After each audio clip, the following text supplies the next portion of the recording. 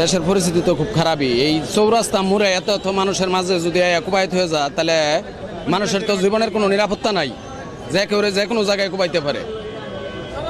ভাই নিশ্চয়ই এটা খুব খারাপভাবে দেখার বিষয়, কারণ আমরা তো এরকম বাংলাদেশ চাই না। আমরা এরকম বাংলাদেশ চাই না যেটাতে মনে হয় যে কোনো গার্ডিয়ানহীন একটা বাংলাদেশের মধ্যে বসবাস করতেছি, যেখানে আপনার একজন মানুষ আপনার যে প্রকাশ্যে খুন করে চলে যায়। ঠিক আছে, আমরা তো মানে শুনেই এটা হচ্ছে মানে মেনে নিতে পারতেছি না। একজন মানবিক হিসেবে, একজন সাধারণ মানুষ হিসেবে এটা কখনো মেনে নেওয়া যায় না। ঠিক আছে, মানুষ পশুরা কখনো পশুর মতো এরকম ধরনের কাজ করে না। এটা দেখে আমরা খুবই মর্মাহত।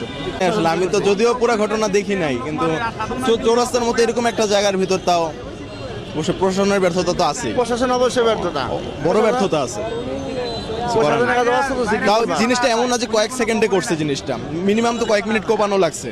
মানুষজনই বলতেছে যে একদম মৃত্যুর নিরাপত্তা একদম নিরাপত্তা চাই। আসার পরে এই জায়গায় রাস্তার মাথায় ও আর আমি একসাথে আসতেছি, এর মধ্যেই মহিলা আর কয়েকটা ছেলে একজনকে ধাওয়ানি মারছে। সে 27-60 গায়ে ধাওয়ানি দেওয়ানে সে ওই দৌড় দিছে, ওই ধরনের স্যান্ড বাইর করছে।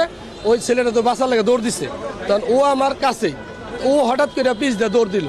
ও আমার মোবাইল বাইর করছে, বুঝতে পারছেন? তো মোবাইল বাইর করে তখন আমি ওরা খুঁজতেছি কই গেল, সব আলজল লেগে গেছে গা, যে কী ব্যাপার, কুমনে কী হইলো, কেরা ওই যে স্যান্ড ধাওয়াইতেছে। আমি পিছে পিছে দৌড় পারি, এদিকে দৌড় পারি।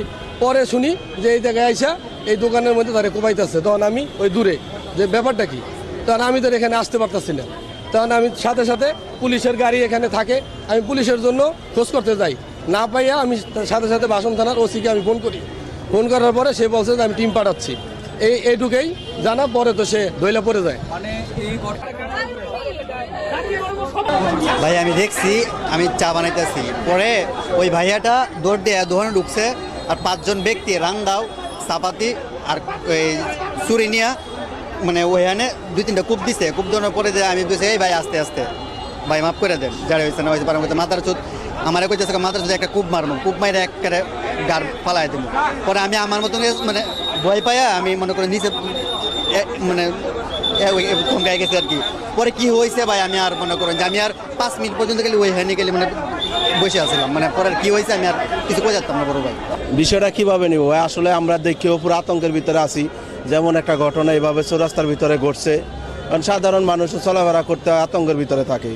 যেমন সে নাকি পেশাগত একজন সাংবাদিক, সে ওই দিকে থেকে দৌড়ে আসছে আত্মরক্ষার জন্য, এখানে আইছে, এখানেও তার রেহাই পাইল না। শেষ পর্যন্ত তারা খুনেরা তাদের খুন কইরা চলে গেছে।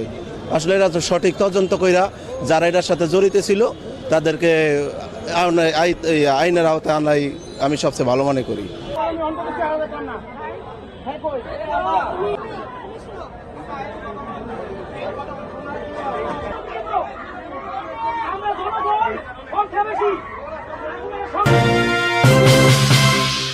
চ্যানেল 4 টেলিভিশন,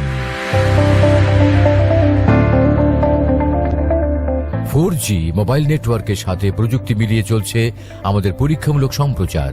আইন মেনে প্রযুক্তি প্রয়োগে আপনিও একজন সুনাগরিকের ভূমিকা পালন করুন, আমাদের সাথেই থাকুন। Channel 4 television, a house of quality IPTV production.